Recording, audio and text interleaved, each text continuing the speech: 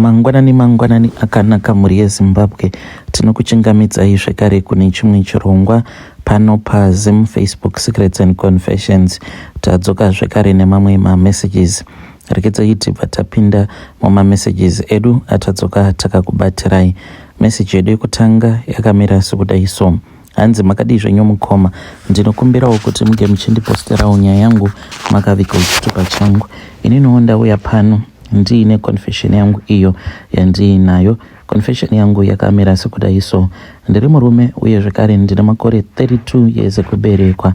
Rino rava gore renumber 3 kubva apo pandakaromba uye zvekare ndakapiwa makore 8 ekurarama, zvichireva izvo kuti kwangosara makore 5 chete ekurarama ndichidya mari ndobva ndafa zvangu, nekuti pandakaenda kuHarare mushure mekunge ndatora mafone numbers pane imwe channel, mushure mekunge ndaona vamwe sekuru avo vainge vachiitwa interview kuFacebook, ndokubva ndapaya link ndikabva ndachizouya kuno kuYouTube. ZveYouTube izvi ndainge ndisingatombozvitevedzeri, saka ndakazotanga kuteverera maepisode epachannel ipapo painge pachiitwa mainterview en'anga dzakasiyana-siyana, asi ndainge ndichingosarudza n'anga dzinorombesa chete, ndidzo dzandainge ndichingosarudza kuti ndinge ndichinzwisisa kuti zvinhu zvacho zvinombofambiswa sei.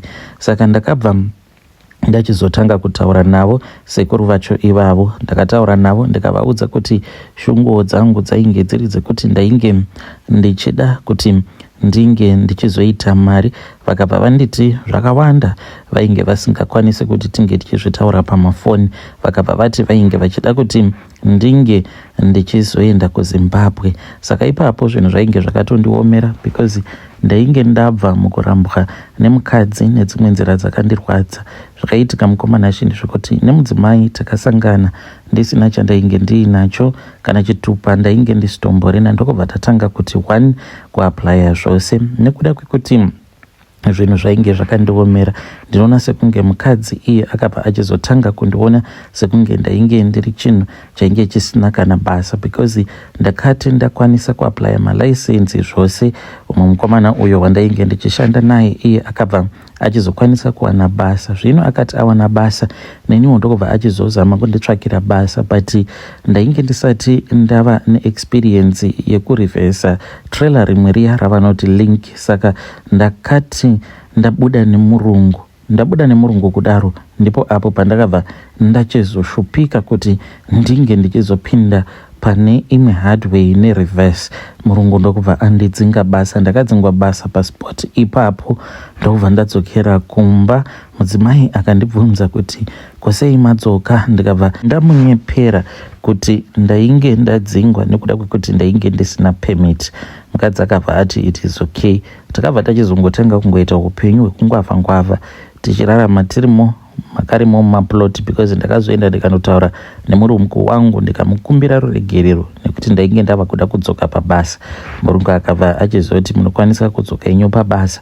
Ipapo ndipo pandakaona kuti upenyu hunorwadza, especially kana mamboenda pane imwe level. Mukadzi anenge ava kufarawo achiti tabuda munhamo. Zvino kana kuri kunzi mukazodzokera futi munhamo, ndopaunoona kuti upenyu hauzombonakidzi zvachose. Takatanga kugara tichingonetsana mumba nguva dzose. Ndainge ndava kungoita sekunge ndainge ndiri muranda. No matter what I tried to do, ndaingoona kuti life yacho yainge yava kusambonakidza.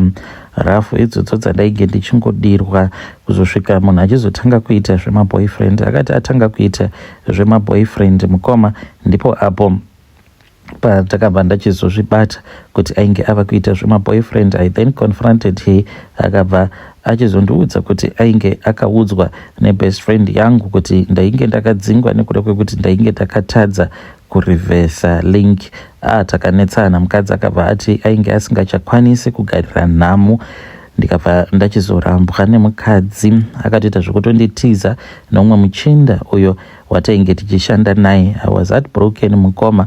Ndikaramba ndichishandapo paploti ipapo, asi rainge risiri gore rangu zvechokwadi, because takati tichishanda nerimwe zuva murungu akangonditi ndinoda kuti unge uchitora lawnmower unge uchikata loan. Saka ndakati ndiri busy ndichidaro mukoma handizivi kuti chii chakaitika. Loan mowa iya yakabva yaputika. Murungu ndokubva atanga kupopota. Ndakaramwawo mukoma because ipapo the way yacho ainge achindipopotera ainge achindiita sekunge ndainge ndiri kamwana kacheche chaiko. Ndakabva ndachizongoramwa, ndokubva ndaramwa nebasa racho, ndokubva ndachizobva kumaplots ndikabva ndachizotanga kugarawo mulocation. Ndainge ndakataura neimwe shamwari yangu ndikamuudza kuti ndainge ndisina kwekuinda. Akabva anditi it is okay, unokwanisa kuya wogara kuno kutoshanda tose. Iye ainge achishanda pane imwe construction company youmwe muchinda wekumusha. Ndokubva tachizotanga kushanda tose. Takati tava kushanda tose paya ndipo apo paakabva achizonditi ndaifanira kuti ndinge ndichitsvakawo kwangu wekugara because ainge ainewo musikana waainge achidanana naye ainge ava kusakwanisa kumuunza pamba pake. Ndikabva ndachizotsvakawo chimukuku changu. Zvakaoma zvakadaro ndakaramba ndichingoshingirira. Ndaitiwo kana ndikaenda kumusha taingonosanganawo kumusha ikoko nemukadzi but tainge tava kusataudzana because akazotoroorwa mukadzi uyu apa tainge tisati tapanana kupuro.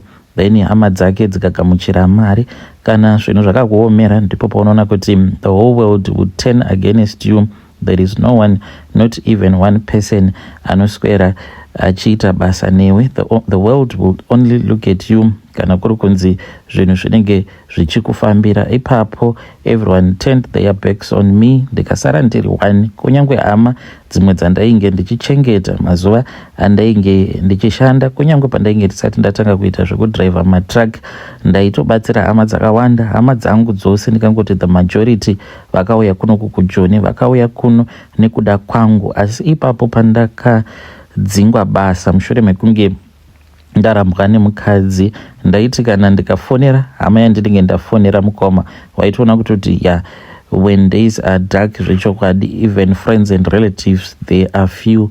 Hakuna ainge achada kugamuchira zvichemo zvangu nekuti munhu wose aingoziva kuti ndainge ndiri pakutsvaka munhu anokwanisa kundibatsira plus nekungogara uchipa vanhu mastress uchida kuziva kuti ungazvifambisawo sei nemasituation awo aunenge uchisangana nawo mukurarama. Most of the times ndaigumisidzira ndaita very suicidal, ndava kuda kuzviuraya. Asi sezvisinei mukoma Nash ndakashingirira. Asi mukoma zvaita sekunge zvainge zvichida kuti ndinge ndichiromba. No matter how hard I tried. Pane rimwe zuva mukoma pandakachema kuna Mwari ndikabva ndati asi nai Mwari, kushanda kwacho ndiri kushanda but sei zvinhu zvangu zvisiri kufamba zvakanaka. This was after ndabva mukutenga welding machine. Ndakatenga welding machine yangu mukoma, ndakaitenga sanhasi 3 days later ndokubva yabiwa. Apa ndainge ndakambosevha mari.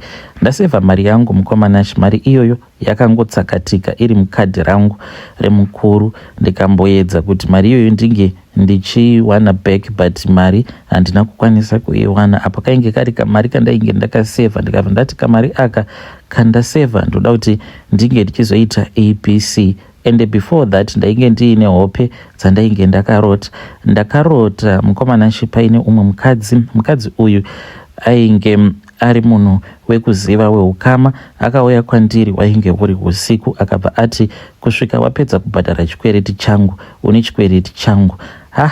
Ndohope dzandakarota mukoma Nash. Ndainge ndava kungorarama upenyu hwekuti ndainge ndisisina peace. Mari ichingoti kana ikapinda mumaoko angu inobva yatsvedza same time. I tried mukoma kusvika ndazochema kuna Mwari ndikati asi nai Mwari, kushanda ndiri kushanda one but sei life yacho isiri kuda kuchinja. Because ipapo pandainge ndava kushanda kuconstruction taitombopiwa mari mukoma Nash but all of a sudden yangu pay yandainge ndichipiwa yakabva yachizonzi yainge ichifanira kuti inge ichidzikiswa nekuda kwekuti ndainge ndichiri mutsva pakambani but kutoshanda ndainge ndichitoshanda mukoma because welding ndinoigona, kuvaka chaiko ndinogona. Sezvo zvose izvi ndainge ndakazvidzidziswa papurazi pandainge ndichishanda ipapo nemurungu wandainge ndichishandira. Saka zvose izvozvo ndainge ndichizviziva but kunze kwekuti munhu ange achingondibhadhara for basa randainge ndichiita, murungu wangu akabva achizoti ainge achida kuti anga achidzikisa mari yangu yepay. Ndakagumisidzira ndava kupiwa ma 380 rands mukomanashi a week, but ndakatanga ndichipiwa ma700 and something, mari ikadzika kusvika mu380. Hopedziya dzandakuudzai kuti ndakarota umwe weukama achiti une chikwereti changu. Zvechokwadi mukomanashi ndo zvainge zvoitika ipapo, ende ndakatambudzika kusvika kwekupedzisira. Ndainge ndava kungorarama upenyu hwekuti ndinokwanisa kungotenga chikafu nekungobhadhara rendi chete, kungotenga chikafu nekubhadhara rendi chete. Ndo upenyu hwandainge ndava kurarama, ndisingachakwanisi kana kuzvitengera kana pendi chairo. Ndainge ndisingachakwanisi kana kureiza mari yakadaro. Ndo pandakazoita give up. There was this night pandakapfugama ndikanamata ndikati Mwari kana muriko pinduraiwo minamato yangu. I am trying, ndiri kuedza nepose pandinogona napo kuti ndinge ndichichinja upenyu hwangu, but zviri kuramba zvichindiomera. Ndoita sei? Ndozviuraya here? Ipapo ndainge ndakatobata mishongo yemakonzo ndokubva ndarara zvangu, mushure mekunge ndaona kuti kwainge kusina kana mhinduro yainge ichibva kuna Mwari. Ndikabva ndati kana ndikazviuraya zvino vana vangu vachazoita sei? Vana vangu vachazosara vachitambudzika, because ipapo ndainge ndichinzwa nemakuhwa kuti mudzimai wangu ainge akanzi nemurume uyo ainge amuroora, ine handikwanisi kuti ndinge ndichizogara nevana vako, vanofanira kuti vange vachidzokera kuna baba vavo kana kuti unotsvaka kwekuvaendesa. Vana ipapo vainge vakatombounzwa kuno kuSouth Africa ndokubva vachizongodzoserwa kumusha. Saka ndakazongonzwa vanhu vachiti ndo zvainge zvakaitika, inge akati haakwanisi kugara nevana veumwe murume. So ndainge ndava kuzvibvunza zvino kuti zvino mukadzi zvaakasarudza kuti iye anoda kuti ange achiita zvemarriage, ko vana vangu vanozosara vachichengetwa nani? Saka ndakati ndakarara hangu pamubhedha, misodzi yainge ichitoyerera mukoma, ndisingazivi kuti ndoita sei neupenyu, because I was stuck mumatope ndichida kuedza kubuda, but zvainge zvichiramba kuti ndige ndichibuda kwacho, and each and everything that I tried I was stuck. Ndokubva ndachizoti ndiri pafoni, ndainge ndiri paFacebook, ndopa ndakabva ndachizongoona kainterview, ndakatobaya link racho nemistake, ndokubva ndachizouya kunoku kuYouTube.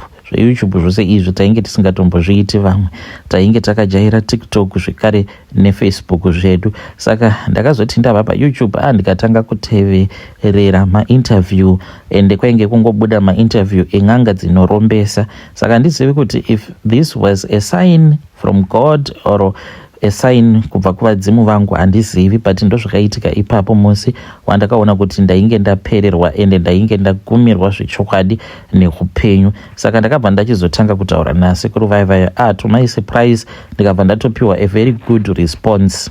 Vakabva vachizondiudza mari dzavainge vachichaja, uye zvekare vakabva vachizondiudza kuti zvakawanda zvainge zvisingaiti kuti tinge tichizvitaura pamafoni, kana kuri kunzi ndainge ndichida kuzobatsirwa navo ndaifanira kuti ndinge ndichizoenda kuZimbabwe. Ndakashingirira mukoma zvekuti ndakasvika pakuseva sadza nemazai. Ndaingotenga kreti rangu randaiziva kuti kreti iroro remazai ndaipedza naro mwedzi ndichisevha mari yekuti ndige ndichikwanisa kuenda kuZimbabwe. Ndikasevha mari yedare neyebhasi ndokubva ndaenda kumusha. Ndakati ndasvika kumba ndakananga straight kuHarare because mari ndainge ndisina, saka ndakangokwira Harare straight ndokubva ndasvikira pamba pavo, tikabva tachizotaurirana. Vakachizoenda neni musango, ndainge ndisiri ini ndega, but tainge takawandawo vamwe vainge vabva kumativi mana eZimbabwe, uye zvekare vamwe vainge vabva kunana Joburg Seni, uye zvekare nevamwe vainge vabva kumhiri kwemakungwa vainge vauyawo kuzoromba. Ipapo patakaromba mukoma tainge tiri about 11, I think tainge tichisvika kuma 11 vanhu vainge vachida kuromba. Saka vakazoenda nesu musango, vakaenda nesu musango, it was kuma past 3 am ndipo pavakati tinge tichimuka ndokubva takwira motikari, vane chikombi chavo chavainacho, then ndokubva vachizodhiraivha nesu tikabva tachizoenda musango. Takati tasvika musango muya tava pakati pesango, tikabva tachizonzi tinge tichikurura nhumbi dzedu, ndokubva tachizoita saizvozvo tikakururiswa nhumbi dzedu, ndokubva vachizotanga kutigezesa nechimwe chinonzi chimukonde. Ameno kana muchichiziva, tainge tiine bhaketi rainge rakazara nemvura, ndokubva kanda mubhaketi imomo chimukonde chiya, vakabva vati tinge tichigeza. Mavaviro achainge chichiita apa tainge tisingatendedzwi kuti tinge tichikwenya, vachiti ndokutotisimbisa kwacho kwavainge vachiita ko iko kutonhora mukoma kuma 3 am apa uchigeza nemvura uri pakati pesango yainge ichitonhora, yainge yakarara panze mvura iyoyo. Takatanga kubvunda nechando nekugwagwadza, vakati tinge tichishinga nekuti kuromba kunotoda vanenge vakashinga mwoyo. Takazvishingisa sevarume nevakadzi nekuti painge paine vamwe vakadzi vainge varipo vainge vakauya kuzoromba, avo vainge vakabva kunze kwenyika kumhiri kwemakungwa. Ndisingaziviwo kuti sei vainge vachida kuromba, ivo vainge vakabuda havo muAfrica, vakabuda munhamo, asi vainge vaine zvikonzero zvavo zvainge zvichikonzeresa kuti vange vachida kuzoromba. Saka takati tapedza kugezeswa nacho chimukonde, ndipo patakabva tachizonzi tinge tichiita mhiko dzekubayirira bakatwa muvhu. Saka kubayirira bakatwa muvhu dzainge dziri mhiko dzinoratidza idzo kuti kunyange zvikanzi sekuru vakazotiudza kuti unofanira kuti unge uchizouraya nhingi, unofanira kuti unge uchizomuuraya munhu iyeye. Takabayirira mapakatwa edu muvhu, tapedza kuita saizvozvo ndokubva tachizonzi tinge tichipinda zvakare mukombe, tikabva tachizodzokera kumba kwavo sekuru. Tava munzira tichidzokera mukoma, tine munhu uyo watakaona ainge akamira pakati perodhi. Sekuru vakamutsika munhu iyeye, asi vakati ainge asiri munhu esuch, but wainge uri mweya watainge tatora musango, mhepo yainge ichazoita kuti tinge tichizokwanisa kutanga kuita mari. Takazoti tasvika pamba pavo vakabva vati tinge tichirara, dzainge dzava kuma past 6, vakabva vati ndichazokumutsai chimborarai pari zvino chimboendai munorara. Vakazotimutsa kuda kuma 8 or so, ndokubva tachizotanga kupinda mumatare 1 by 1. Saka yakazoti yava nguva yanguwo yekuti ndinge ndichipinda mudare, ndipo apo vakabva vachizonditi ndinge ndichitokonyora chibage. Vakandipa chibage chainge chiri chinyoro, ndokubva ndachizotanga kuchitokonyora.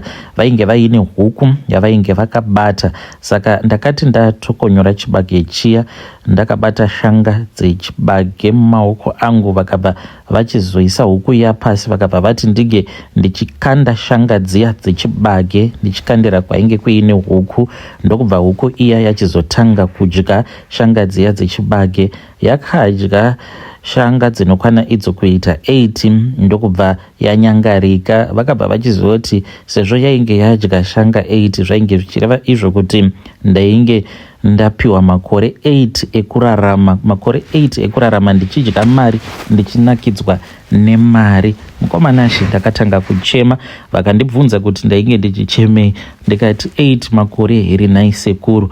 Vakabva vati ndizvo zviripo. Ndikabva ndati hakuna here dzimwe nzira dzekuti ndinokwanisa kuzowedzera makore angu? Vakabva vanditi kwete, asi kana kuri kunzi unenge uchida kuzoti kana ukararama 8 years uchidya mari wozorarama dzimwe 8 years uchipenga. Ndikati 8 years ndichipenga hazviite zvenai sekuru. Murava kuti ipapapa kana kuri kunzi tikararama ndichararama kwe8 years, then panonopera 8 years from now on ndobva ndazoita dzimwe 8 years ndotanga kupenga, ndinenge ndava nemakore mangani? Zvinoreva izvo kuti pandinozopedza kupenga ndinenge ndatova kuma 50 something years, mari yacho inenge ichanaka here nai sekuru? Saka ndakazongogamuchira mukoma kuti ndo zvainge zviripo 8 years makore andainge ndapiwa nevadzimu ekurarama ndichidya mari. Ndakabuda mudare muya mukoma, ndainge ndiine stress.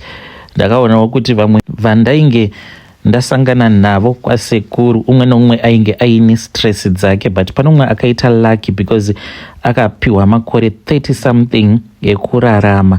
Mukadzi umwe uyo ainge akabva kumhiri kwemakungwa, iye akapiwa hafu yegore yekurarama because akati akandira shanga dzechibage. Hanzi huku yacho yakadya 1 shanga ndokubva yakachidziwa neshanga yacho iyoyo ikabva yanyangarika mushure mekunge yasvipa, zvichireva izvo kuti ainge apiwa 6 months dzekurarama achidya mari. Ainge achingochema akagarawo pasi achiti nhai mai ko ndaitei 6 months here.